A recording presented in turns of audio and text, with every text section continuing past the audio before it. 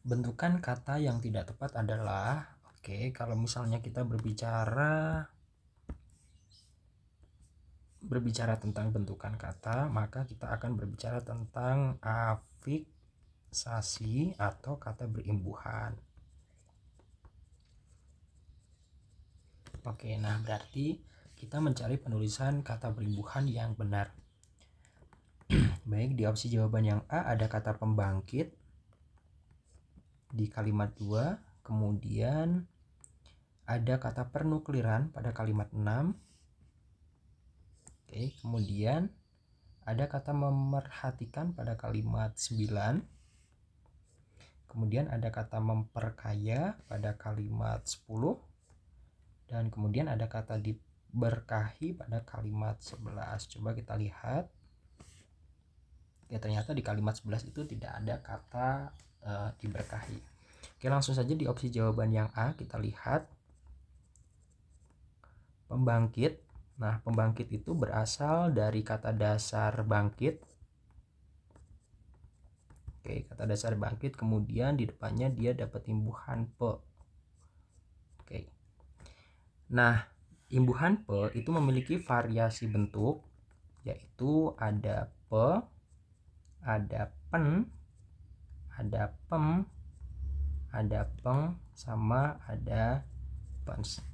Jadi kalau misalkan pembangkit itu sudah benar, yaitu menggunakan variasi bentuk yaitu pem, pembangkit. Berarti ini udah benar ya. Kemudian selanjutnya di opsi jawaban yang B yaitu pernukliran. Pernukliran itu berasal dari kata dasar nuklir, kemudian di belakang dapat imbuhan an, di depan dapat imbuhan per. Nah, imbuhan per ini sama kayak imbuhan pe. Imbuhan per itu memiliki variasi bunyi atau variasi bentuk.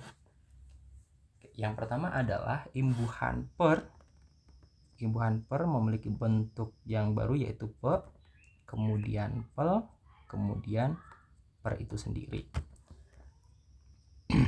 Nah, imbuhan per dapat berubah menjadi imbuhan pe apabila bertemu dengan kata yang awalannya R. Contohnya rendah. Jadinya pe rendah. Jadi R-nya itu tetap, ya R-nya hilang. Jadi per yang awalnya imbuhan per ketemu dengan rendah, dia menjadi perendah gitu ya. R-nya hilang satu. Kemudian imbuhan per menjadi imbuhan pel apabila ketemu dengan kata ajar. Maka di sini jadi pelajar. Nah, jadi R-nya hilang. Kemudian yang ini, nah yang per dia tetap menjadi per kalau tidak seperti yang dua kaidah ini ya. Pokoknya kalau tidak sesuai dengan kaidah dua yang atas ini, maka dia menggunakan per. Contohnya perbuatan, pernukliran. Nah, perbuatan sama pernukliran dia itu tidak diawali dengan R atau tidak ajar tadi ya, tidak A gitu ya. Maka pernukliran itu sudah benar. Kemudian selanjutnya ada memperhatikan sama memperkaya. Baik, kita bahas ini.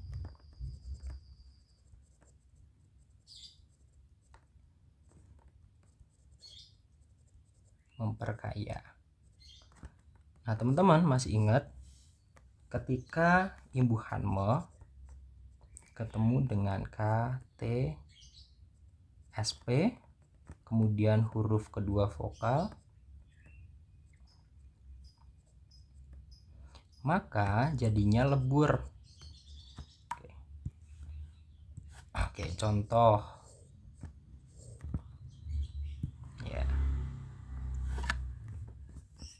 Contohnya ketika ada kata memesona,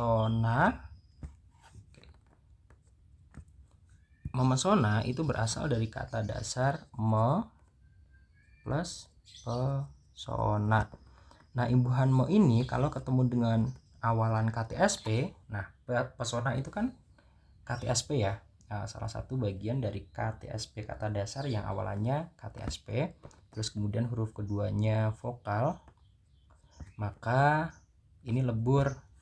Jadinya yang benar itu adalah memesona, bukan mempesona ya. Tapi kebanyakan orang kan mengatakannya mempesona, tapi sebenarnya mempesona itu salah, yang benar itu memesona. Nah, sama halnya dengan ini sama halnya dengan yang tadi ya, imbuhan me itu memiliki beberapa variasi bentuk, yaitu me, men, mem, meng, menc. Nah, itu ya. Oke, kemudian kita lihat kalau memperhatikan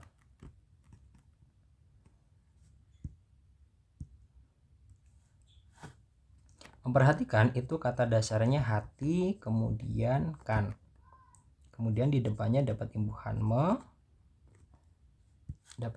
me plus per. Nah, teman-teman, kita ingat-ingat yang tadi ya, kalau imbuhan me ketemu dengan KTSP huruf kedua vokal maka lebur.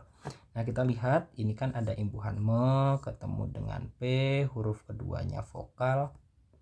Nah, apakah ini lebur? Ternyata ini tidak lebur karena imbuhan me ketemu dengan per itu juga imbuhan lagi ya. Per itu imbuhan lagi. Nah, karena kata dasarnya hati, awalannya H, maka yang benar itu adalah memperhatikan, bukan memerhatikan. Kemudian sama halnya dengan memperkaya. Memperkaya kata dasarnya adalah kaya, kemudian dapat imbuhan per di depannya, kemudian dapat imbuhan me. Nah, oke, imbuhan me ketemu dengan P huruf keduanya vokal, tapi ternyata P di sini adalah imbuhan, jadi dia tidak lebur ya. Jadi dia tidak lebur, maka nah, memperkaya ini sudah benar. Diberkahi juga diberkahi juga sudah benar ya, tapi di dalam kalimat tidak ada karena kata kerja diberkahi. Jadi penulisannya digabung. Oke, berarti jawaban yang salah adalah yang C, gitu ya.